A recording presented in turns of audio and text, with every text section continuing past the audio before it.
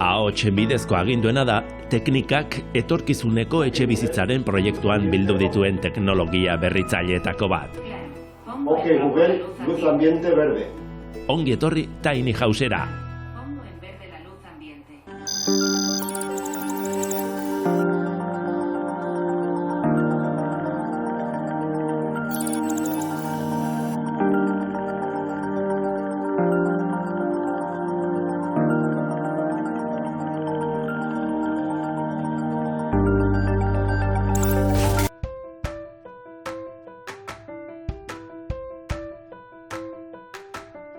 Gaur egun, 7.000 eta 700 milioi pertsona bizi gara munduan.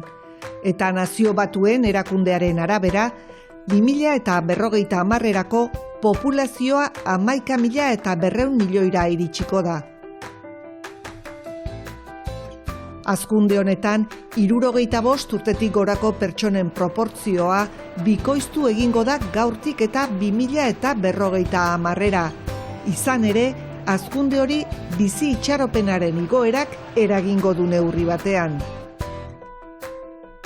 Adineko jendez osatutako gizarte baten etxebizitza beharrak bereziak dira. Egoera berri horri irtenbidea emateko eta jasangarritasunaren bidean sakondu nahian, teknikak Euskadiko Lanbide Heziketaren ikerketa aplikatuko zentroak urrats bat eman du eta eraikuntza osotasunean hartu du etxe bat proiektatzeko orduan. Emaitza Tiny House deituriko etxe mugikor adimendua izan da. Proiektuaren lehen ardatza, familia profesional desberdinen ikuspuntuak bateratzea izan da. Gaur egun eraikuntza sistemak aldatzen ari dira, eraikuntza jasangarritasunaren aldeko apostua bene-benetan beharra dago eta hildo horretatik joan behar gara.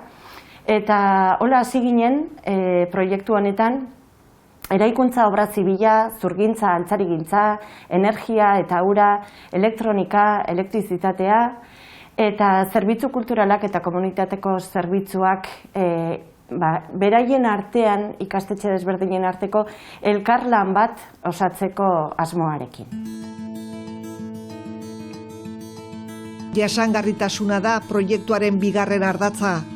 Hori dela eta erabili dituzten materialetan jarri dute arreta. Gaur egun hormigoia da eraikuntzan gehien erabiltzen den materiala mundu osoan, eta karbono dioxidoaren emisioen 8% eragile.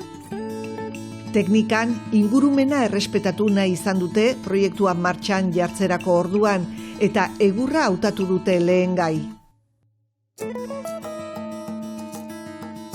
Euskadiko azaleraren 45% basoz estalita dago, beraz 0 kilometroko lehen gaia da. Gainera, egurra eraikuntza material natural eta berriztagarria da. Iraunkorra eta zainduz gero ez da amaituko. Eta zergaitik erabili dugu egurra, egurrak baditulako hainbat ezaugarri, etorkizuneko eraikinetan onuragarria izango dianak, ez? Alde batetikan karbono aztarna baxua dauka, beste alde batetikan isolamendu termiko aldetikan oso ezaugarri onak ditu, baita ere isolamendu akustikoak, eta beste ezaugarritako bate onuragarria dana etxe bizitzan da egurrak daukala ahalmen bat, dala airean dugun hezetasuna egokitzeko ahalmena dauka. Bestalde etorkizuneko eraikinek berdeak izan nahi badute, hondakin gutxiago sortu beharko dituzte eta material birziklatuak erabili. Proiektu honetan egurraz gain teilaturako birziklatutako kautxua erabili dute. Aldi berean, etxearen efizientzia energetikoa bilatu dute. Etorkizuneko etxeak lehen esan bezala, efizienteak izan beharko dute, kontsumoa aldan gutxiena, kontsumo eskaera aldan gutxiena eduki beharko dute, eta horregaitik bai efizientzia energetikoa landu beharko dugu pasiboa eta aktiboa. Pasiboa digunean esan nahi du gainazala egon behar du ondo isolatuta eta hermetikotasuna lortu behar dugu. Eta beste alderdi batetik ere bai, energiak izan behar duen energia berriztagarriak eta baita ere energia hori monitorizatzeko aukera edo sistemak integratu behar dira. Horrezaz gain energia metatzeko kotxe elektrikoen baztertutako bateriak erabili nahi dituzte. Materialak aukeratuta, bertan biziko direnen beharrei erantzutea izan da hurrengo urratsa. Hain zuzen, irisgarritasuna izan da proiektuaren 3. ardatza.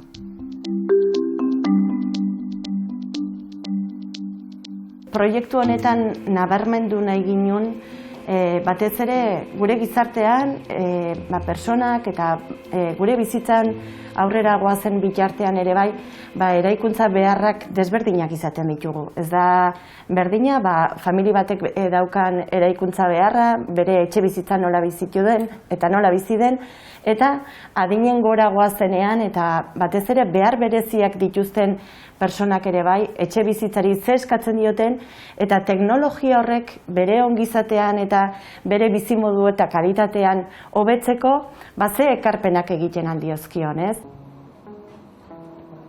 Irisgarritasuna lortzeko, teknologia berriek etxe bizitzetarako eskaintzen dituzten aukera guztiak aprobetxatu nahi izan dituzte. Etxe honetan erabili dugu Wi-Fi teknologia, hala ere gaur egun erabiltzen da bai Fitbit edo Z-Wave, eta teknologia horiekin lortzen da alde batetik energia murriztea, kontsumo oso gutxi daukalako, eta beste alde batetik tresna guztiak konektatzeko MES sistema erabiltzen du, sare berezi bat, eta konektatzen dira dispositibo guztiak haien artean hobeto komunikatzeko. Aginduak ispiluan kamuflatua dagoen kontrol paneletik, ahotsaren bidez, Pongo en blanco la luz ambiente. Ok, Google, luz ambiente verde. Vale, pongo en verde la luz ambiente. edo mugikorretik eman daitezke. Erabat domotizatua dago etxea.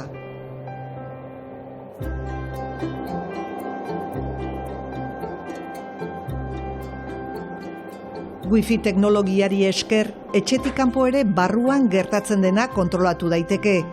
Kamera batek eta sentsore sistema batek gertatzen denaren berri ematen baitute. Teknologia aurrerakoia edo nork erabil dezakeena.